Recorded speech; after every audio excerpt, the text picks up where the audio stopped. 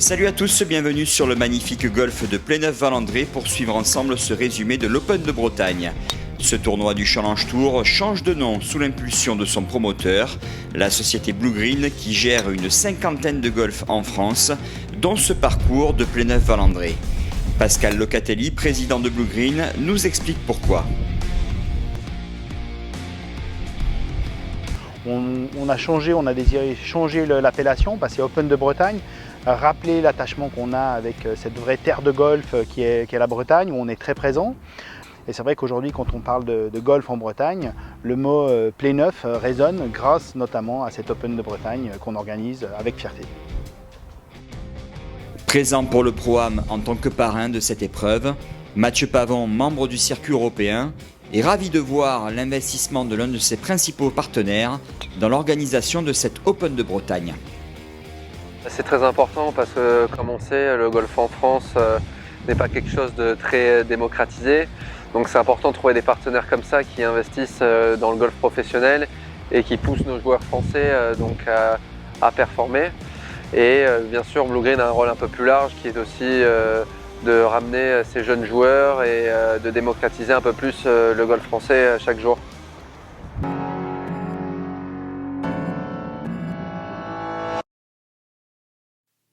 Les conditions météo sont très compliquées pour cette première journée de l'Open de Bretagne.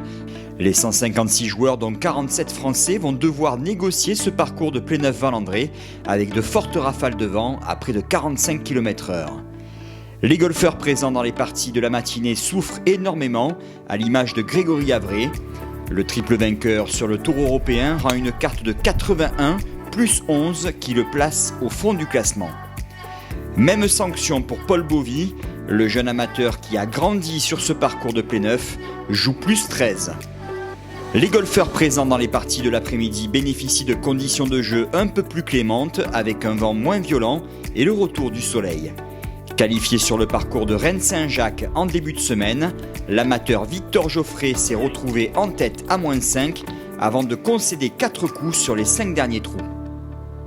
Damien Perrier s'est bien battu pour rendre une carte sous le par dans ce tournoi qui lui tient à cœur. Le Breton joue -1 et fait partie des 16 golfeurs qui ont battu le parcours aujourd'hui. C'est Robert Dinwiddie qui vire en tête à l'issue de cette première journée de l'Open de Bretagne. L'Anglais, âgé de 37 ans, vainqueur à 3 reprises sur le Challenge Tour dans sa carrière, rend une carte de 66 cet après-midi. Il possède un coup d'avance sur les deux Islandais, Birgir Hafþórsson et Guðmundur Kristjánsson. Le meilleur français Frédéric Lacroix est 4e ex-aequo à -2.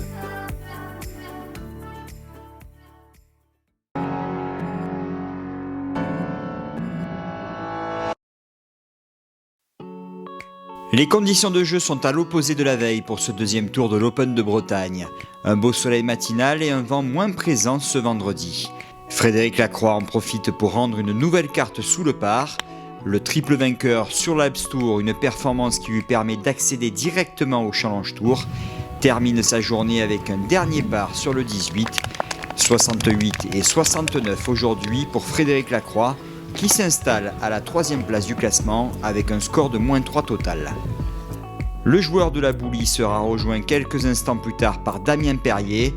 Parti du trou numéro 10, le Breton a vécu une matinée mouvementée, un aller dans le par avec 3 birdies, 2 bogeys et un double, puis une fin de parcours de feu avec un eagle au 7 et un birdie au 8, puis un par pour finir. Carte de 68 pour Damien Perrier, qui répond encore présent à domicile. Je suis bien parti dans ma journée avec 2 birdies sur 10-11, ça m'a lancé. Et puis j'ai eu une petite absence sur 16-17, ça me coûte un bogey et un double. Et sur le papier, c'est pas des trous plus difficiles que ça. J'ai dû bien serrer la vis sur le retour et j'ai très bien joué. Je suis resté patient quand il le fallait. Je me suis donné des occasions quand c'était aussi propice. Et finalement, je récolte un super beagle au 7, un birdie sur un petit chip-in au 8 bord de green et je sauve mon par au dernier. Donc c'est vrai que les 3 derniers trous sont un réel booster et au final, c'est une belle journée à -2, -3 total. Grégory Bourdi sera également de la partie ce week-end. Papa d'un second petit garçon cette semaine, le Bordelais a réussi une série de 5 birdies consécutifs sur le retour pour finir à +1 total.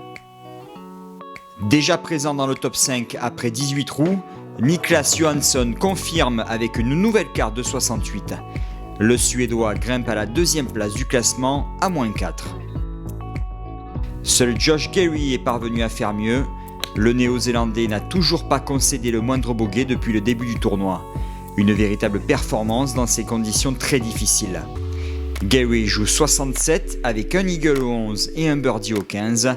Il vire en tête avec un score de -5 après 36 trous.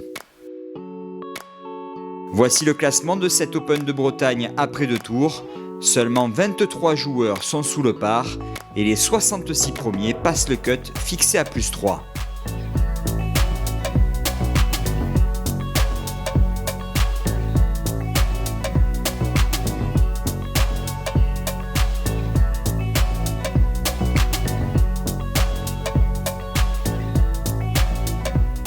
Cette deuxième journée de l'Open de Bretagne se termine avec une soirée réseau breton du sport.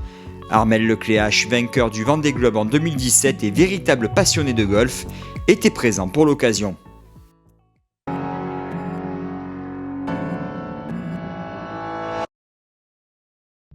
Le temps est splendide pour ce 3e tour de l'Open de Bretagne. Le soleil est présent depuis le début de la journée et le vent est modéré. Nous assistons à un véritable moving day, ça part dans tous les sens. Le leader Josh Gary gère tranquillement son parcours avec 2 birdies au 1 et au 4 avant de placer son second coup près du clubhouse au 9.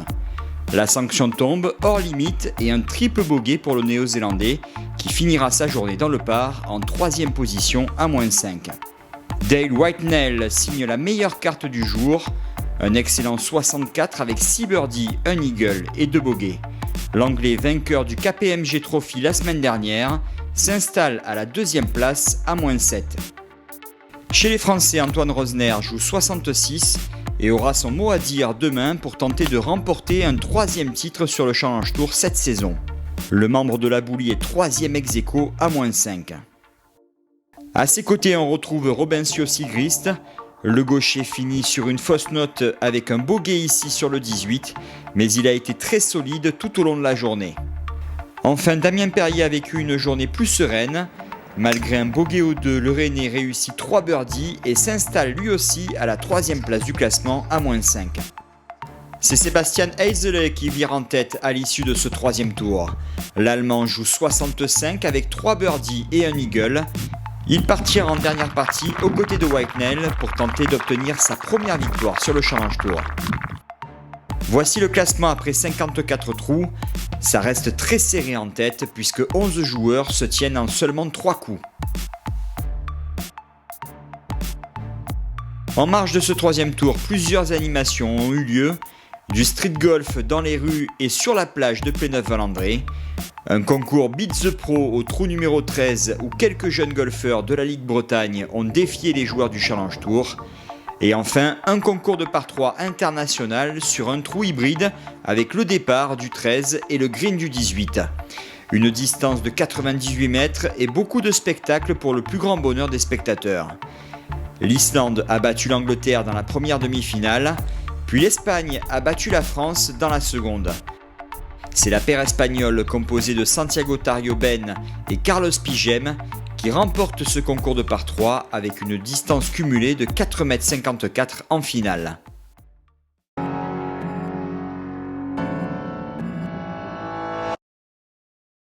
Il fait très beau pour ce dernier tour de l'Open de Bretagne. Il n'y a pratiquement pas de vent. Les joueurs de tête devront être offensifs pour avoir une chance de s'imposer. Santiago Tarrio-Ben lance les hostilités. L'Espagnol passe l'allée en -4 et débute parfaitement le retour avec un 5e birdie au 10. Il concédera un bogey au 12 mais il réagira brillamment sur sa fin de parcours avec 2 birdies au 17 et ici au 18. Santiago Tarrio-Ben rend une carte de 64 et se retrouve au clubhouse à -8. Une fois de plus, Damien Perrier a assumé son statut dans son Open de Bretagne. Le Breton joue -3 avec 5 birdies et 2 bogeys. Il sauve le par brillamment au 18 et prend la 4e place ex aequo, faisant de lui le meilleur Français dans ce tournoi, comme l'année dernière. Je suis assez content de ma perf, évidemment. J'aimerais bien un jour ramener le trophée ici sur mes terres avec l'engouement du public, la famille, etc. Mais j'ai aucun regret sur ma journée d'aujourd'hui. J'ai vraiment fait une belle partie, -3. 5 birdies, 2 bogeys dans la continuité d'hier, solide du tee au green, très peu d'erreurs. C'est sûr, moi c'était vraiment un super moment. J'ai un peu suffoqué aussi parce que c'est pas facile en tant que joueur non plus, faut pas croire, mais une fois que c'est fini et que le dernier putt est rentré en l'occurrence pour finir sur une note satisfaisante, on est content. On pense à remercier évidemment le public d'avoir fait le déplacement. Ils se sont bien mobilisés et ils ont été au rendez-vous pour m'aider à jouer mon meilleur jeu jusqu'au bout. Donc merci à eux et je crois que c'est chouette pour tout le monde, pour le développement du tournoi, pour les organisateurs et j'espère qu'ils ont passé aussi un bon moment de manière générale, à voir du beau jeu. Perrier est rejoint juste après par Robincio Sigrist qui conclut son tournoi avec un ultime birdie sur le 18. C'est une semaine qui était difficile avec les conditions et puis le parcours qui est challenging. Donc, non, bien sûr, moi je suis content de ma semaine. Je me suis bien battu aujourd'hui. Vraiment, parce qu'au départ, j'ai fait pas mal de parts et tout, mais j'ai vraiment pas très bien démarré. Et j'ai réussi à garder le rythme et trouver le bon rythme plutôt pour sortir une bonne carte aujourd'hui. Je jouais pas très bien la semaine dernière et je me suis bien remis dedans cette semaine. Et puis mine de rien, c'est en France, donc il y avait beaucoup de monde, ce qui est génial, mais voilà, ça met un peu de pression. Et du coup, bien sûr que c'est encourageant d'avoir tenu là-dedans. J'ai pas réussi à aller tout au bout, mais mine de rien, je suis quand même assez fier de ce que j'ai fait aujourd'hui. Jonathan Thompson monte sur la 3e marche du podium grâce à une dernière carte de 65. Le géant anglais obtient son meilleur résultat sur le Challenge Tour cette saison. Le titre va se jouer entre Josh Gary et Sebastian Heisele. L'Allemand réussit 3 birdies sur les 4 premiers trous du retour, au 10, au 11 et ici au 13. Il passe à -12. Heisele concède ensuite un bogey sur le 14 et dans le même temps, Josh Gary réussit un dernier birdie sur le 18 pour rejoindre l'Allemand en tête à -11.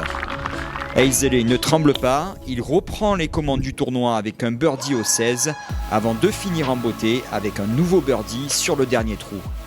Sébastien Heisele remporte cet Open de Bretagne avec un score de -13, une véritable délivrance pour l'Allemand âgé de 31 ans qui s'offre la première victoire de sa carrière sur le Challenge Tour.